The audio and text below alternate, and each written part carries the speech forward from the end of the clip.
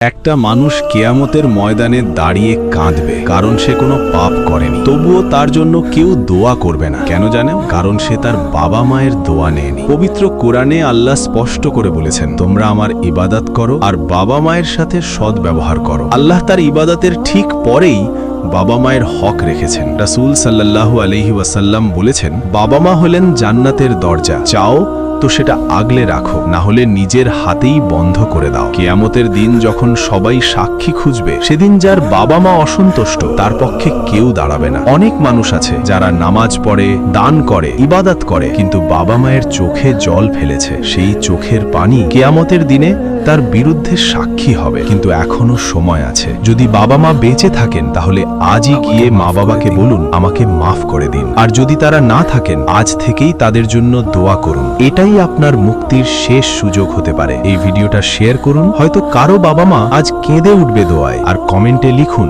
হে আল্লাহ, আমার বাবা মাকে ক্ষমা করুন এবং আমাকে তাদের প্রতি দায়িত্বশীল বানান।